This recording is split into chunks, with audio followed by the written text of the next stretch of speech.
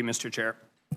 You know, in December of last year, I opened my testimony to this committee by stating I am not here to weigh in on the actions of Mr. Clark or any other individual on the January 6th or the months prior. And I reiterate that statement today. But my previous testimony describes what Mr. Scavino's counsel has now referred to as the Select Committee's pattern and practice of intimidation and disregard for the rule of law.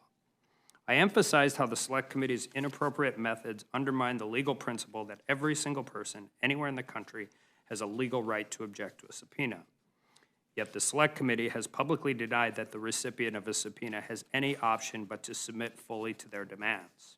Anything less will be met by condemnation and criminal referral. The committee continues to advance criminal contempt resolutions despite its engagement in various civil cases that implicitly acknowledges the proper branch to settle such disputes as the judiciary. Mr. Scavino's contempt referral is premature, just like the previous contempt resolutions advanced by the committee. Mr. Scavino has consistently engaged with the Select Committee in an attempt to clarify the scope and topics of an overly expansive subpoena. He has consistently asserted his positions, which include that the subpoena is too expansive in scope to allow him to properly prepare and provide competent testimony, a point which assumes increased relevancy considering the Select Committee subsequently requested additional testimony on materially different subjects.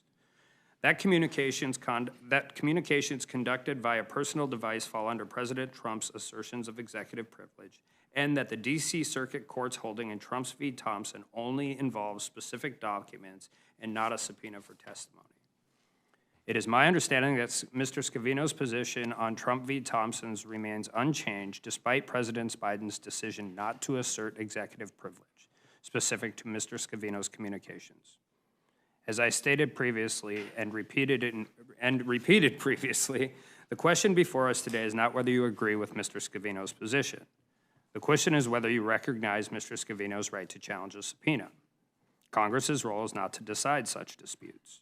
Our decision is whether this pending criminal referral is premature, considering that Mr. Scavino has sought to engage the Select Committee and no court has upheld the subpoena's lawfulness. To refer an individual for criminal prosecution under these circumstances is unjust. The Select Committee's actions are even more indefensible when you understand that the subpoena contains 15 matters of inquiry, which are broad and ill-defined. Yet through subsequent correspondence on November 9th, the Select Committee included 18 additional matters of inquiry for a total of 33. Not to mention that the Select Committee reserves the right to question Mr. Scavino about any and all other topics. Mr. Scavino's correspondence raises objections to these additional matters of inquiry, objections which the Select Committee has never substantively addressed. The 9th letter responding to Mr. Scavino's objections, the committee dismissively states that the items identified are unquestionably pertinent to the Select Committee's jurisdiction. Mr. Scavino correctly responds that the committee's failure to substantively respond and only offer blanket assertions of jurisdiction are the reason the parties have not come to terms to obtain the testimony. And what exactly are we arguing about? Is the matters of inquiry in the subpoena and the contempt referral? Are we also discussing the additional matters of inquiry that the committee sought outside the scope of subpoena, which Mr. Scavino has consistently objected to? The subpoena is not narrowly tailored. Your contempt referral is not narrowly tailored. However, both are narrowly tailored compared to the complete list and correspondence of inquiries sought from Mr. Scavino. The Select Committee's refusal to engage with Mr. Scavino's attempts to specify the subpoena is buttressed by the intimidation of criminal contempt referrals upon the head of any individual who does not submit. The committee demands of obedience were parroted by the House Democratic Caucus's chief whip in a little-noticed interview this past Sunday.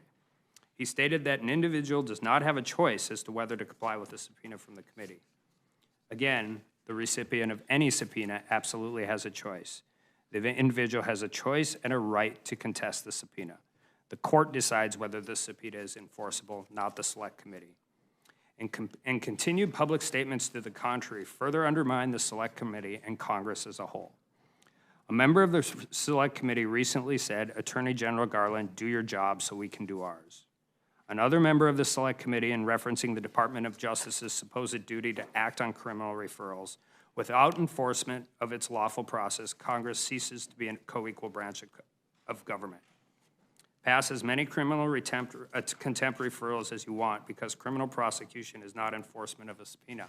It is punishment. The Select Committee has enforcement mechanisms to enforce a subpoena. It has just chosen not to use them. It has not been willing to specify the scope of the matters of inquiry, nor has it been willing to enforce the subpoena in civil suit. Perhaps we should all stop trying to tell Attorney Garland how to do his job. It's clearly not working. The executive branch is a co-equal branch of government. The Department of Justice is supposed to exercise prosecutorial independence.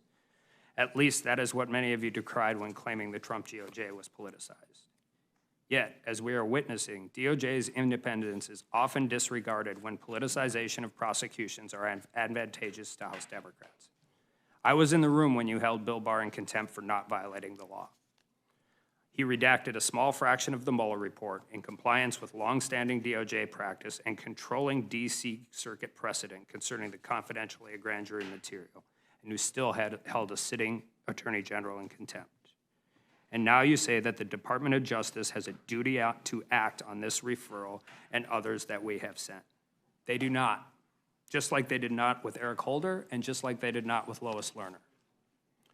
There are even reports that the president wants the Attorney General to act less like a ponderous judge and more like a prosecutor who is willing to take decisive action over the events of January 6th. That is in stark contrast to the president's public comments about DOJ's independence when introducing A.G. Garland. Referring to A.G. Garland's loyalty, he said it's to the law, the Constitution, and the people of this nation. All of this has resulted in Attorney General Garland saying that he will not respond to outside pressure. I appreciate that, and I hope he means it. Perhaps we shouldn't tell him what to do while repeatedly alluding to violation of specific criminal statutes in direct contravention of controlling Supreme Court precedent on the purpose of congressional subpoenas. Even if the next line is usually a resuscitation of the committee's supposed legislative intent, which is a feigned attempt to comply with the exact Supreme Court precedent that has just been disregarded.